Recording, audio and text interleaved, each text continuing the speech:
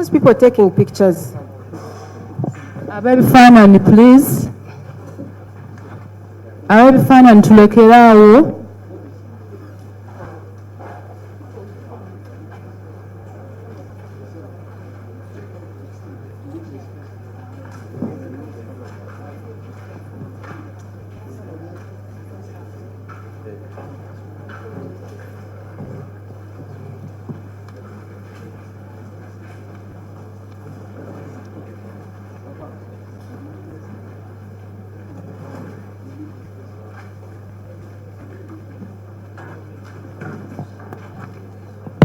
Okay, can we agree? The Taton has stated to receive the first witness.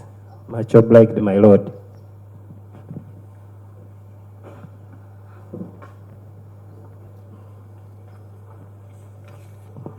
Mr. Kello, did your lawyers discuss with you the evidence that the prosecution disclosed to them that they intend to rely on?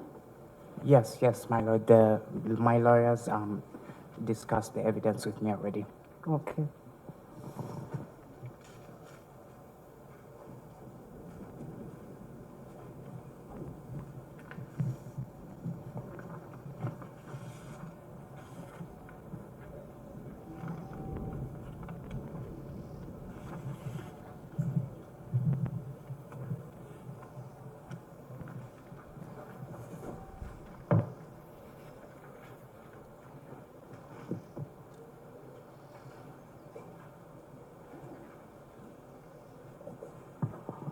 Okay, Mr. Mwaganya, is your witness ready? Yes, my lord. My lord, we had a number of witnesses. If you may just seek your indulgence to have all witnesses. Let them come over, then I will tell them what to do. Come over, then they are taken to where they should be.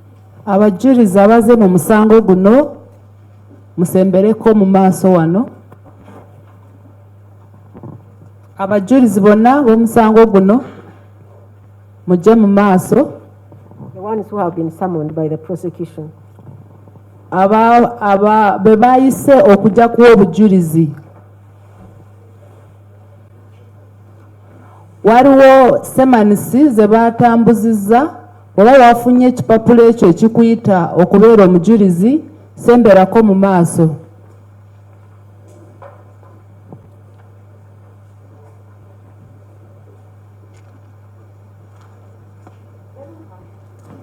Musembere mu maaso.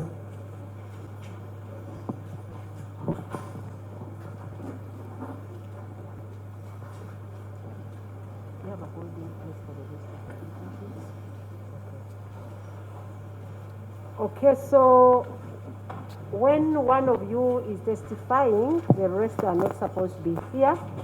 Omu ku mmwe bw'aba ng'awa obujulizi abalala tetujja kubakkiriza kubeera wano okumpi. Except after you have testified. Mpozi ng'omaze okuwa obujulizi. That's when you can sit in and listen in. Awo osobola kujja n'otuula n'owuliriza.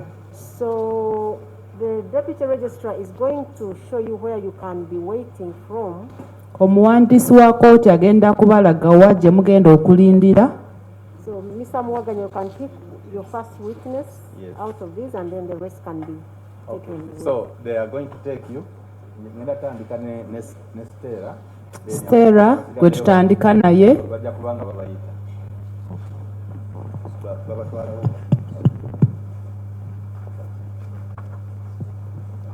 Stera yani?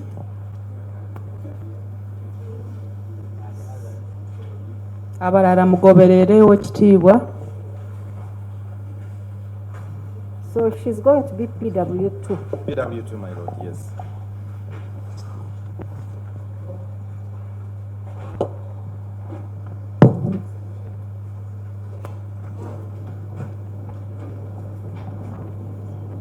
My lord, may I request to, as we present the witnesses, probably we could use that. The microphone stand, yes, for the witnesses. Other than them all.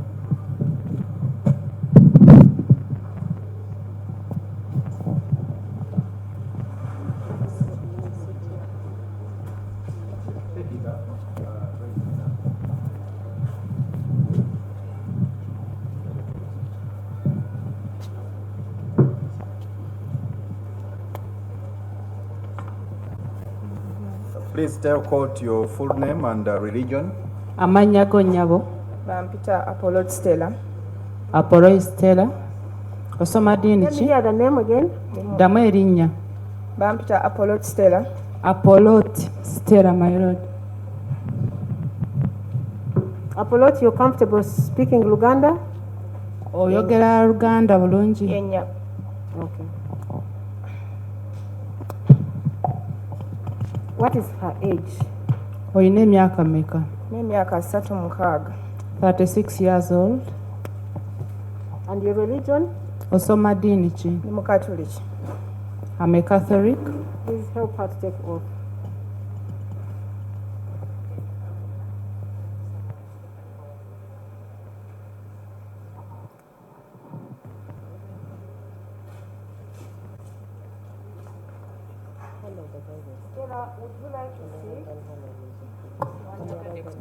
Would you like to sit? Wanjagadde tukuwa akatebe.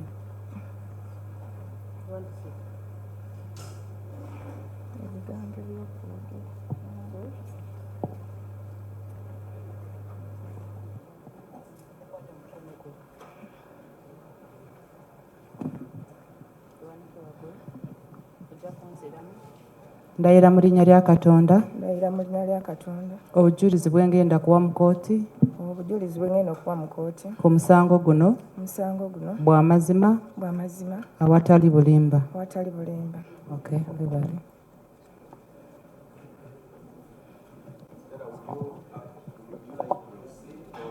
Okay to stand. Wandyagadde kutuula oba oyagala kusigala ng'oyimiridde? Let me stand. She prefers standing. Stella, I'm going To request that you speak a little louder so that I'm able to hear what you're saying. Ojja kwogererako waggulu Oweekitiibwa Omulamuzi awulire by'oyogera. please repeat your full names for court. Amannya go? Bampita Apollo Stella. Stella, you say how old are you? Oyina emyaka mmeka? N'emyaka 36. I'm 36 years old. And what do you do for a living? Okola mulimu ki? Ndi business woman. What business? Okola Tunda business ki? Business ki? Tunda greens. I sell greens. And where do you live? Gaba.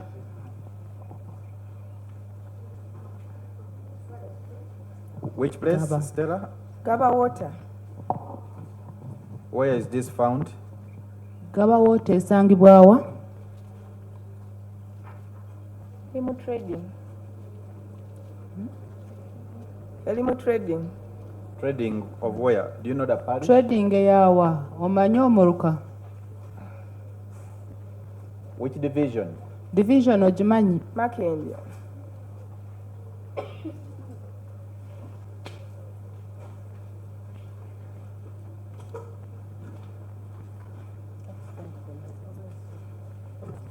Do you know Gideon Eteku? Omanyi Gideon Eteku? Gideon Eteku muyitanga mutabani wange. I call Gideon Eteku as my son. How old was he? Yali wa bbanga ki?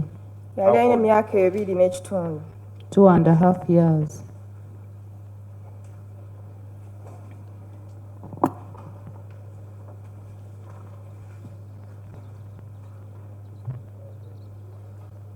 Stella, do you also know where you were on the 2nd of April this year? Omanyi wa gye waali nga 2 Ogwokuna guno omwaka? In the morning. Ku makya. Nakeera ku makya ne ntegeka omwana wange. I woke up in the morning and I prepared my child. Omwana wange namutegeka ne muleeta ku daycare. And I brought him to the daycare. Ne mulekayo ne nsalayo ne nzirayo ku mirimu gyange. But Stella, which daycare? Daycare ki? Gye wamutwalamu? This Erinnya lya is daycare. in which place? Esangibwa wa?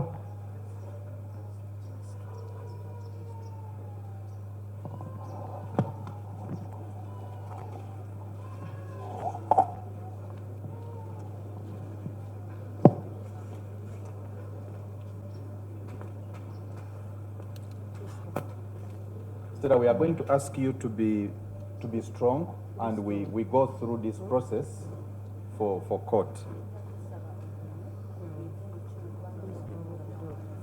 Okay? Okay. So which daycare is this? Where is it, or where is it found? Esangibwa muno mu Gaba. The daycare is found in Gaba. So at what time did you take Gideon to the daycare that morning? Namutwala awo nga ku ssaawa 2 awo. I took Gideon to the daycare at around 8 a.m. And what followed after you took Gideon to the daycare? Ng'omaze kutwala Gideon mu daycare kye kyaddako. Naddayo ku mirimu gyange. I went to my work. And what followed? Ne waddako ki? Nali awo waliyo omukwano gwange bamuyita Nakimuli. Around what time was that? Zaali ssaawa mmeka olwo? Zaali ssaawa 5.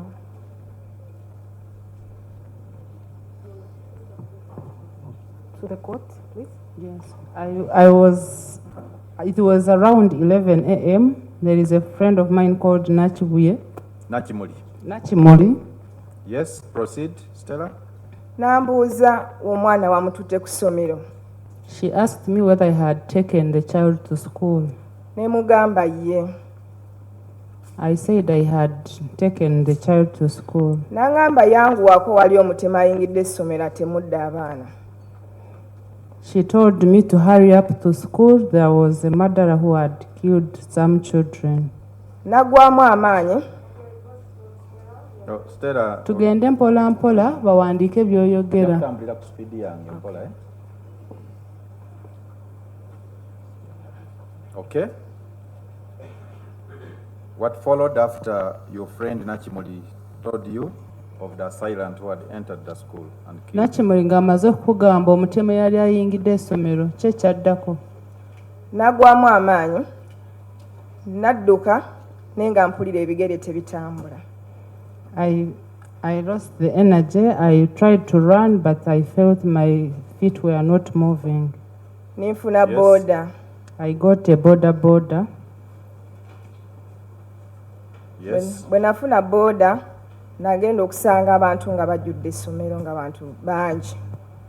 When I reached the school, I found when many people had gathered around the school. Nayingira buyingizi nabatomera butomezi. I just entered. Yes. Bwe nayingira mu kibiina ne mpita Gideon nga simulaba. When I entered the classroom, I called Gideon, but I could not see him. Nensooka ne ngwa wansi. Stella, ogenda kutambulira ku speed yange, ojja kunnindako nkubuulire ekiddako, eh? Yes. Nensooka ne ngwa wansi. I first fell down.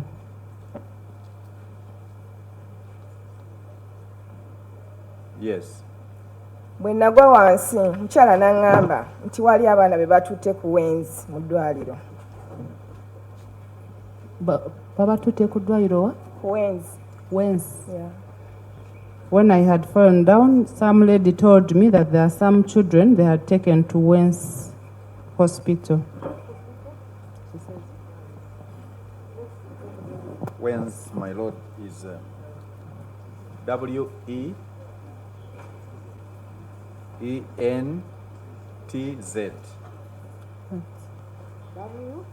W-E-N-T-Z.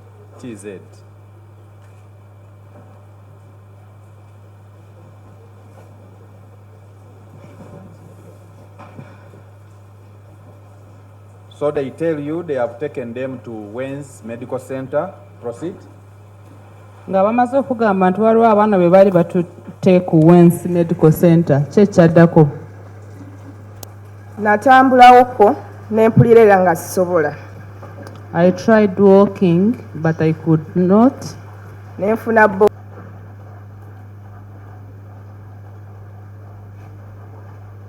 Stella, before police came,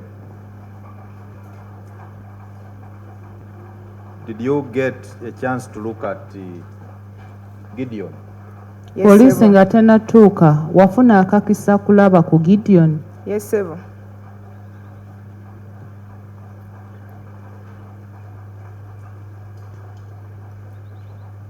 What did you see? Gentleman understands only Yeah. English, so make sure you interpret. True. I got a chance to look at Gideon. So what did you see Bwe wamulaba walaba ki? about Gideon? In what state was he? Yali mu mbeera ki? Mwana wange baamusala akambe wano bwoti. My child was cut with a knife in the neck Namuno baamufumitamu. and he was also stabbed in the neck, Era omusaayi gwali mungi nnyo. and he had a lot of blood.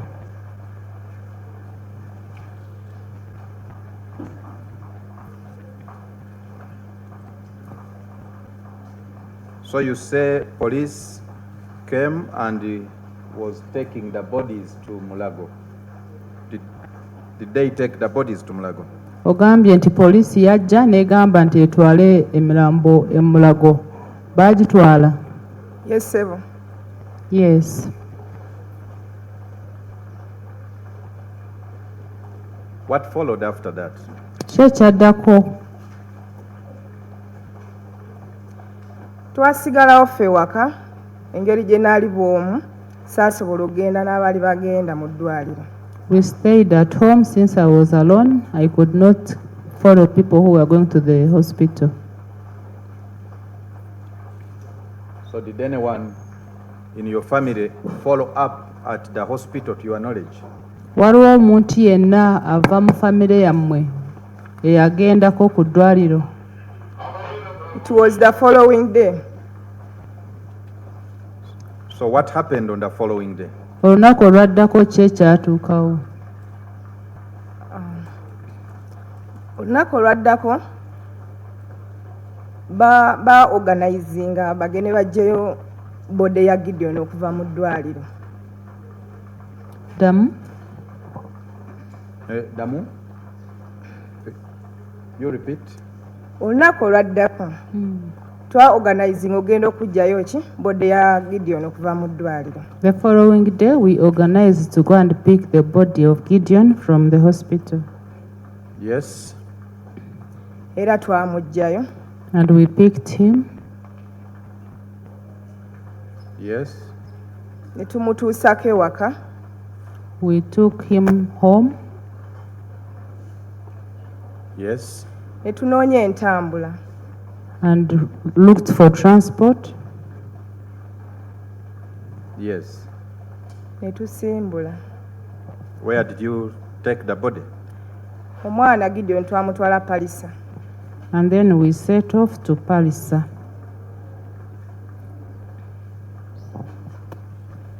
What happened in Palisa? Nga mutuuse Palisa ki ekyaddako?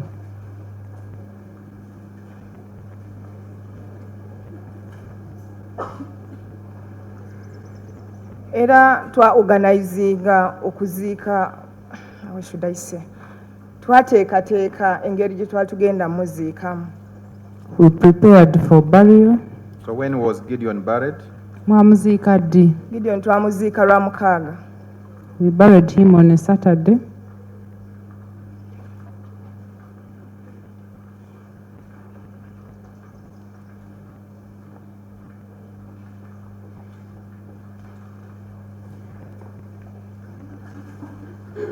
Finally, Stella, did you get to know the person who had killed your Wamala son? n'otegeera omutemu eyatemula mutabani wo?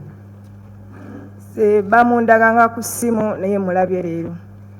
They used to show him to me on the phone, but I've seen him today.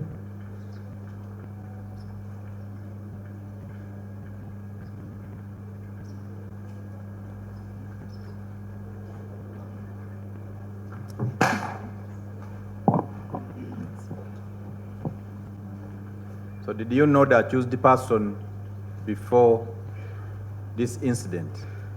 Nga bino byonna tebinabaawo, ono gwe bagamba nti ye yatta abaana wali omumanyi? Nedda ssebo.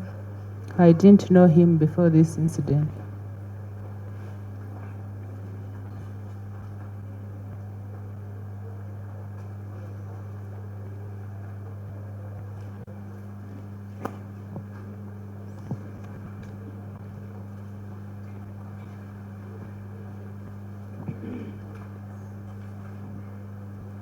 My Lord, that's all from the witness.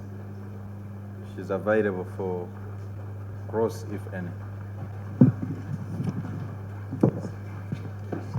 Who is cross-examining? Okay, yes, Miss Sarah, please. Much obliged. Stella, accept our condolences. Kkiriza okusaasira okuva ku baalooya b'omuvunaanibwa. Kitalo nnyo. So we just have a few questions to ask. At what time did you always take the child to school? Omwana wali nga omutwala ku ssomero ssaawa mmeka? Twalanga ku emu naye ku olunaku nalwawoko. I used to take him to school at 7, but on that day I delayed. So at what time did you take him on that day? Kwolwo wamutwala ssaawa mmeka? Zaali ssaawa 2. It was 8. And when you would bring the child to school, who would you meet? Like the first person to meet at the school? Bwe watwalanga omwana ku ssomero, ani gwe wasookanga okulaba ku ssomero? Abasomesa babeerawo. The teachers were always there. So when you reach and the teachers were there, would you enter with the child to the school? Bwe watuukanga ng'abasomesa we bali, wayingiranga n'omwana mu ssomero? Yennyabo. Yes. So when you're entering with the child to school, were you checked? Were you always checked? Nga muyingiza abaana mu ssomero, basookanga kubaaza? Bakebera bags balabe engoye z'otaddemu. They used to check the bags to see the clothes we have put inside. Okay, and what time do you always pick him? Wamukimanga ssaawa mmeka? Ssaawa 10. At 4. And when you were picking him, do you also used to enter the school? Ng'omukima era wayingiranga essomero? Yennyabo. Yes. And when you are entering the school, were you always checked? Ng'oyingira essomero era baabakeberanga? Nedda. No. So when you told us that it is Nachimuli who informed you of that child's death, what time was it exactly? Or would you? Sarah, you could raise your voice a little bit. Much obliged. What time was it exactly that she was able to inform you? Zaali ssaawa mmeka zennyini Nakimuli we yakugambira biki ebyali bituuseewo? Ali ssaawa 5. It was 11. And did the school ever inform you about the incident? Essomero lyakugamba biki ebyali bituuseewo? Nedda. No.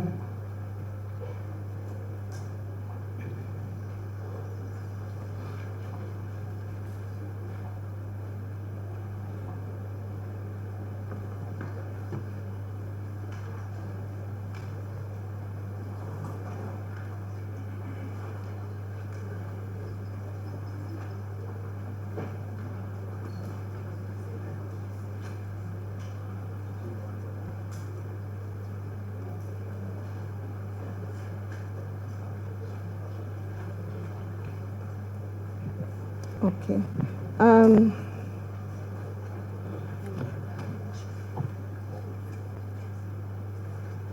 Stella, did you ever find a security guard at the gate every time you bring your child?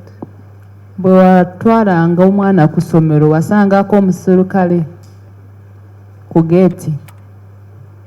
Omusirikale abeera sayidi z'eno ku gundi eno. Balaba wonna. The security officer is always this side. So you not find him at the gate? Kitegeeza teyabeeranga ku geeti? Sijja bbali. I Stella, can't the lie. question is, whenever you drop Gideon at the gate, would you find a security person guarding or manning the gate? Bwe wajjanga ku geeti ng'oleese omwana wasangako omukuumi oba omuserikale. babeerawo. They are always there. They are always there, and wherever you bring the child and when you're taking back the child, they were always at the gate. Ng'oleeta omwana era ng'omukima bo baabeerangawo abakuumi.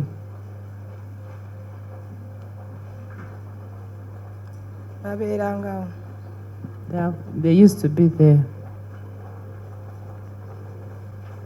So we're also the security team, the security personnel checking you, apart from the teachers. Was the security personnel checking? Abakuumi babakeberanga nga muyingira. abasomesa be bakebera. It was only teachers who used to check. Once again, Stella, accept our condolences. That's all, my lord.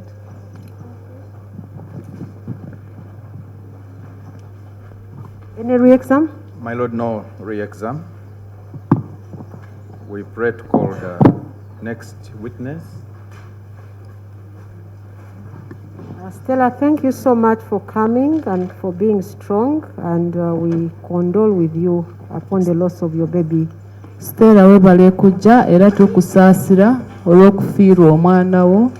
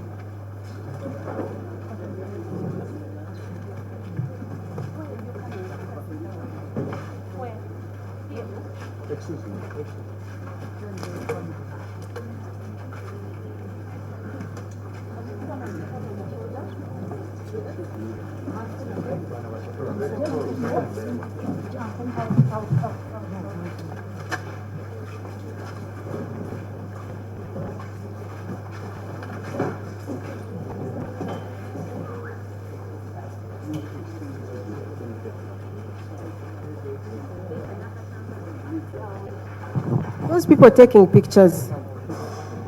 Ab'ebifaananyi please. Ab'ebifaananyi tulekeraawo.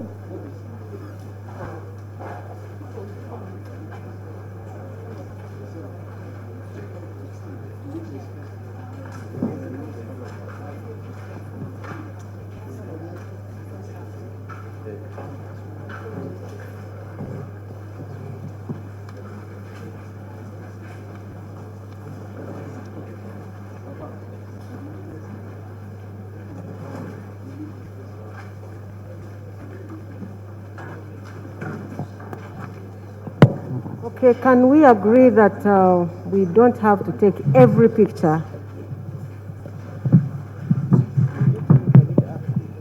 Ab'ebifaananyi tukaanye tetukuba buli kifaananyi.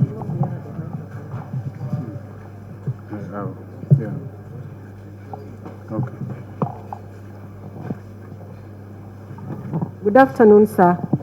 Good afternoon. What's your name? Bakuyita Komakech Marvin Otim.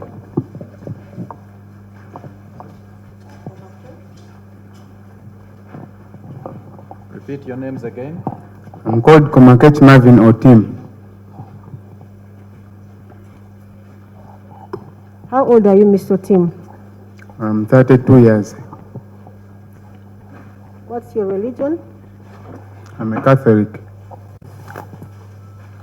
Please let him take oath.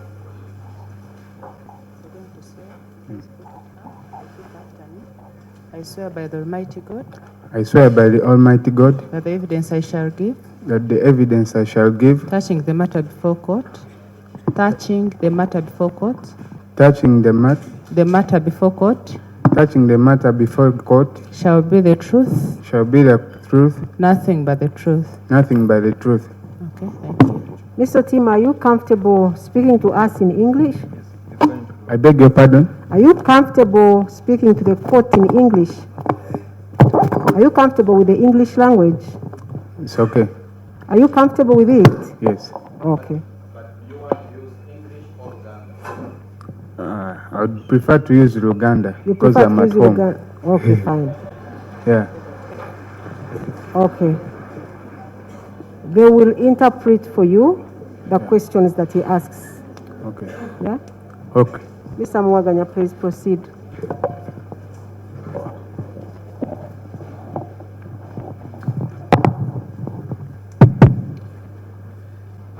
So, Mr. Komakech, you say you are 32 years.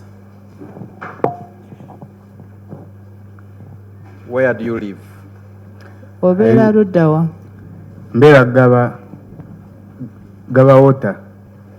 I stay in Gaba Water. What parish is Gaba Water found? Mulukachi. Simanyi bulungi naye Gaba Water balimu. But what division? Makinde division. Eh? Sorry? Makinde. Makinde. Yes. And what do you do for a living? Okola mulimu ki? Ndi chef. I'm a chef.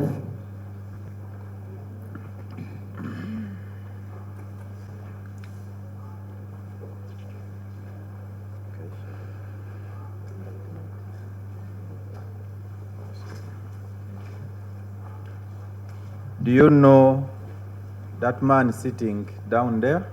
Omusajja atudde awo wansi omumanyi. Yes, sebo. Mumanyi bulungi. I know the accused very well.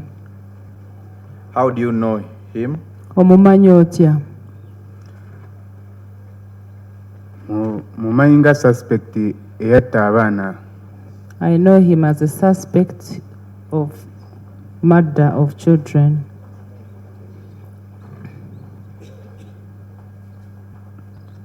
How about the person called Keisha Agenroth or Tim? Do you know that person? Ate Keisha Agenroth Otim omumanyi? Mumanyi bulungi kuba abadde mwana wange. I know her very well because she was my daughter.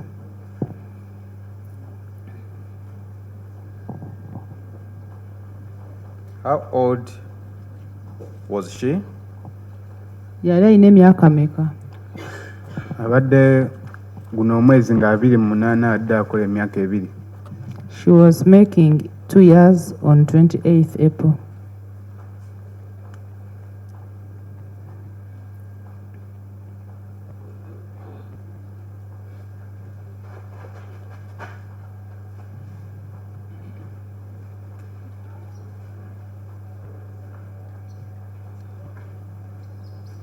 So what happened on the 2nd of April 2026?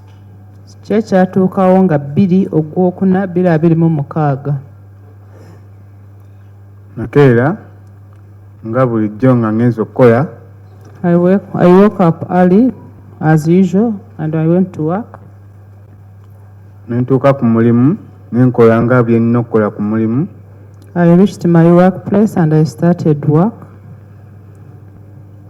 Then supervisor wange najja. Then my supervisor came Nangamba omwana afudde. and he told me that the child had died. Mangu awo nefuna boda.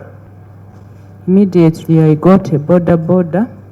Nendeeta nempisa awo nasanga abapoliisi bangi.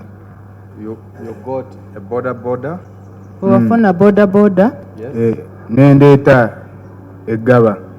Boda brought me to Gaba. Nempita awo nga waliwo. Do Did your supervisor tell you which child had died? Supervisor wo yakugamba mwana ki yali afudde? Yaŋŋamba omwana wo afudde. My supervisor told me that my child had died. State Attorney is asking, did he tell you which child had died? Bali mu kukubuuza nti baakugamba mwana ki afudde? Ye. Yes. Who did Ani baakugamba ani? Supervisor wange yajja n'aŋŋamba nti bamukubidde essimu okuva eno waka tyo omwana wange afudde Keisha. My supervisor told me that he got a phone call from my home informing him that my child Keisha had died. Did he disclose who had called him? Yakugamba ani yali amukubidde? Ye. Yes. What did he disclose? Yakugamba ani? Ŋŋamba mukyala wange yamukubidde. He told me that my wife was the one who had called him. The name of your wife? Mukyala wo bamuyita ani? Muyita Namuju Courtroom. Sorry? Namuju Courtroom. Namuju Courtroom. So you say when you got that information, you got a border and came to Gaba. Which place in Gaba did you go? Ogambye nti bwe baakugamba n'ofuna booda n'ekuleeta e Gaba. Gaba wagenda mu kitundu ki? Gaba yandeeta n'enteeka ali mu trading center. Where did you eventually go? Which place did you go? Wagenda mu kifo ki? Nasooka ne ntuuka ewaka. I first went home. And after home? Ng'otuuse waka. Ne baŋŋamba bali ku ddwaliro. Then I was informed that they were in the hospital. Which hospital? Ddwaliro ki? Baliyita Wenzi Medical Center. It's called Wenzi Medical Center. What followed? Kyo kyaddako? Ne ŋŋendayo ne nnyingira munda. I went and entered the When hospital. you went to Wenzi, what did you find? Wasanga ki ng'ogenze ku Wenzi? Natuukawo ng'aliwo security nnyingi, ng'aliwo abamagye. When I reached, there was a lot of security. There were army men. Yes. And what followed? Kye kyaddako? Ne nnyingira munda. I entered. You entered inside where? Wenzi. I entered inside Wenzi Medical Center. What followed? Kye kyaddako? Ne ŋŋenda ne ndaba omwana.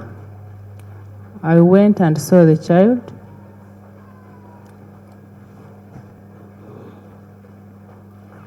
Where was your child? Omwana wo yali ludda wa?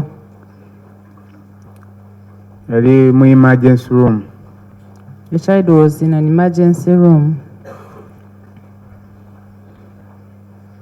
In what state was your child? Omwana wo yali mu mbeera ki? Bali bamusaze obulago. They had cut her in the neck.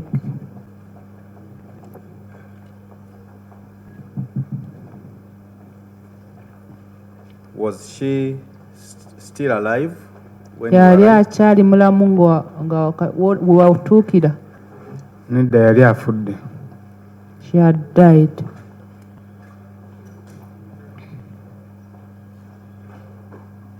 What followed? Kye kyaddako? Mr. Komakech. Awo mami wange najja. My mother came.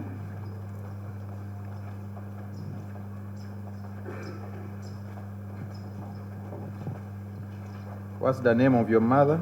Mami wo bamuyita ani? Amono Jackie. Amono. Jackie. Yes, Let your me get the mother name came. of the mother again. Amono Jackie. Amono Jackie.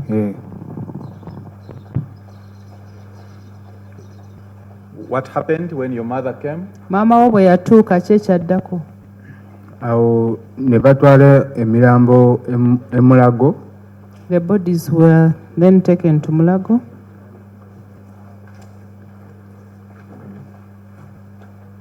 How many bodies were taken to Mulago? Gyali mirambo emeka gye batwala Mulago. Bonna abaana be baali basse bonna babatwalira mu. Did you get to know the number? By any Omuwendo chance? gwabwe wagutegeera? Baali bameka? Baali bana. There were 4. Did you go to Mulago? Mulago wagendayo ne nga batuta abaana. Nagendayo ne nninda paka bwe bamala postmortem. I went and waited until they finished postmortem.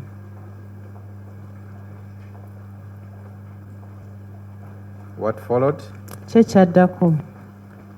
Bwe baamaliriza postmortem ne batuwa omulambo gw'omwana. After postmortem, they gave us the body of the child.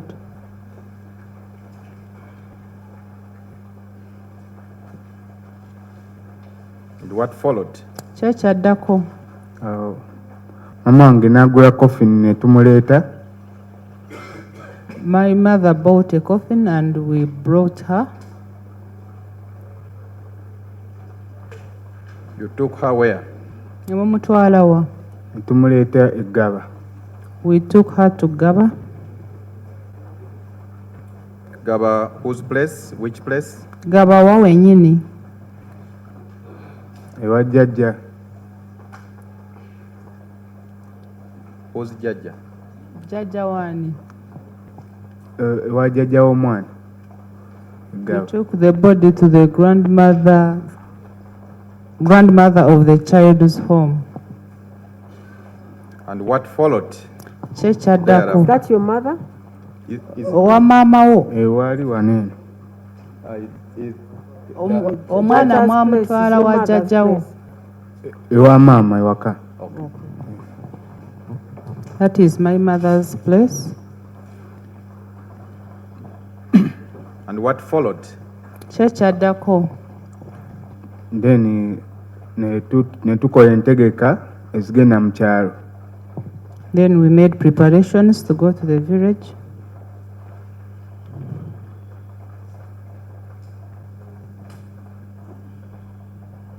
Did you go to the village? Mu kyalo mwagenda? Twasimbula ku Friday. We set off eggulu. on Friday and went to Guru.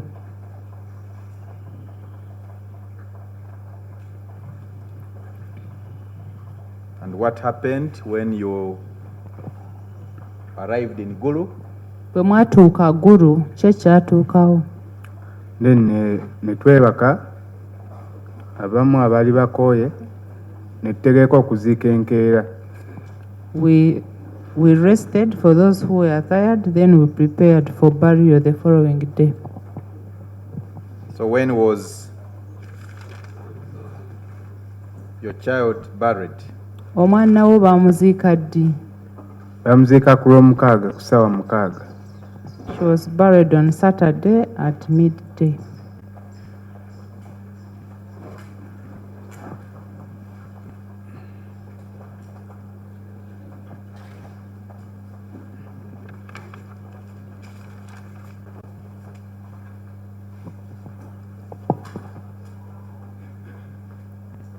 Mr. Komakech, is that all that we have to tell court?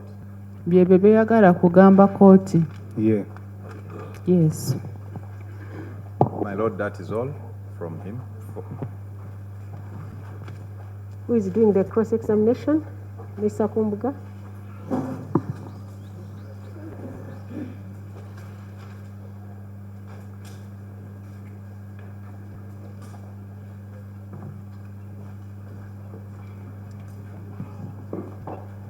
Mr. Komakech. Yes. I'm a lawyer. I wish to ask you some questions, but before I ask you questions, sorry for what happened to your child. Nobody in this country deserves to die like that. However, the court is here to investigate the same question. I request that you answer the following questions. Oyo lawyer era agenda kukubuuza ebibuuzo naye nga tanakubuuza bibuuzo kkiriza okusaasira kwe kwekyo ekyakutuukako nga basa omwana wo nti teri munnayuganda gwanidde okufa mu ngeri bw'etyo. N'agamba nti agenda kukubuuza ebibuuzo kkooti esobole kutegeera amazima kye kyatuukawo. Have you heard? Okitegedde? Okay. Mr. Komakech, will I be right to say that you were told that your child was dead? Bw'agamba nti baakugamba nti omwana wo yali afudde aba mutuufu? Sikitegedde ekibuuzo. Bw'agamba nti baakugamba nti omwana wo yali afudde aba mutuufu? Aba mutuufu kuba abankubira. Is that you were told? Ekibuuzo kigamba nti baakugamba.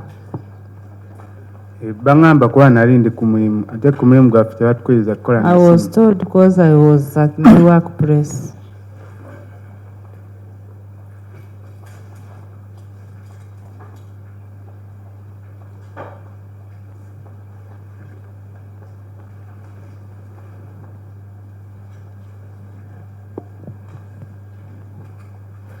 And Mr. Komakech, at that time, you didn't know who actually caused the death of your child.